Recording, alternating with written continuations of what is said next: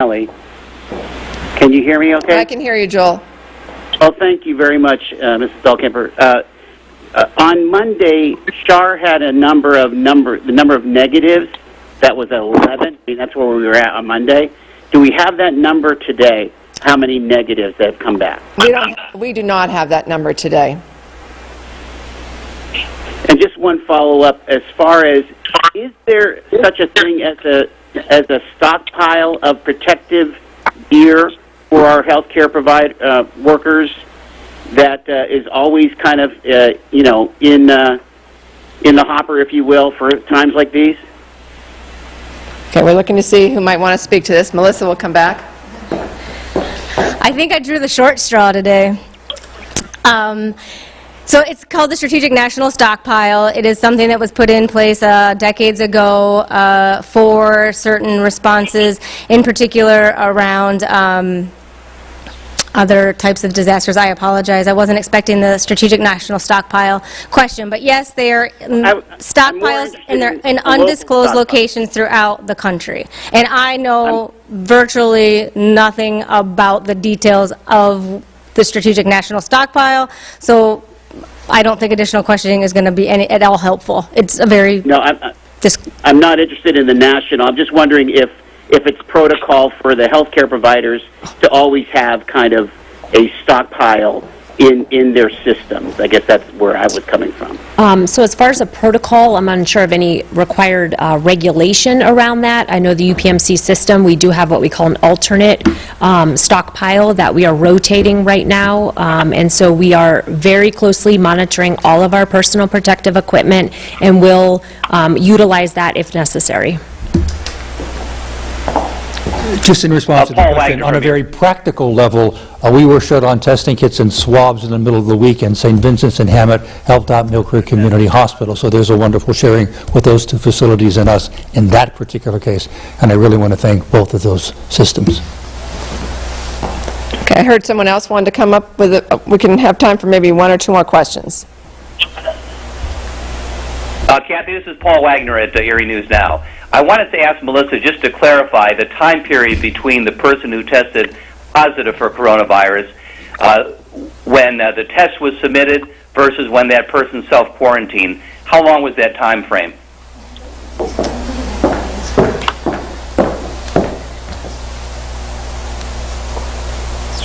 So it's approximately 5 days, but I want to say right now that focusing on this first case is the Erie County Department of Health's responsibility.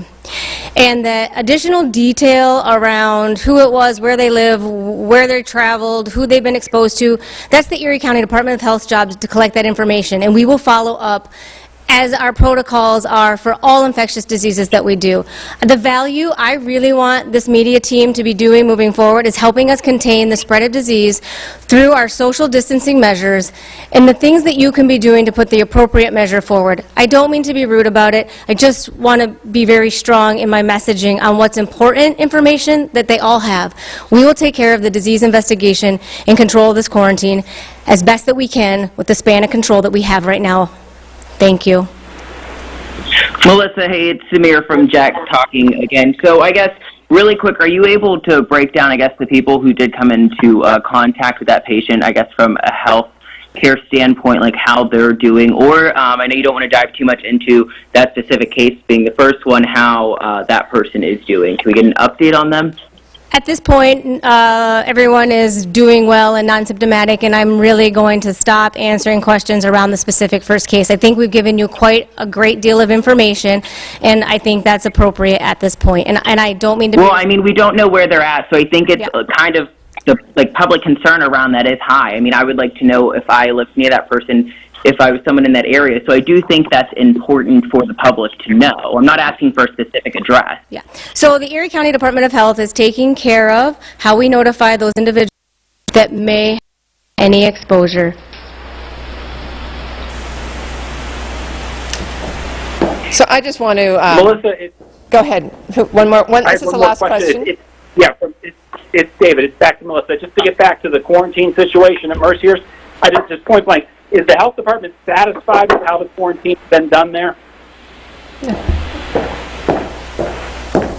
Yeah, we're very confident in the communication that we've been having with Mercyhurst and the actions that they've been taking to assure that that quarantine is taking place. Yep, we're very satisfied with that at this point. Thank you. So I want to thank all of our healthcare providers who came up to be with us here today. I want to thank the media who continues to cover this. I thank you for getting the message out. And the important message is that there are carriers. We certainly we believe that there are, and I don't think we're wrong on that. There are carriers out there spreading this virus because they're not social distancing in our community. And that's what we need people to stop. So please, stay home, stay calm, stay informed, heed the directives of your healthcare professionals, and we as a community will get through this. I want to thank everybody who's doing the right thing, and please help those who aren't understand why they need to do it too. Thank you.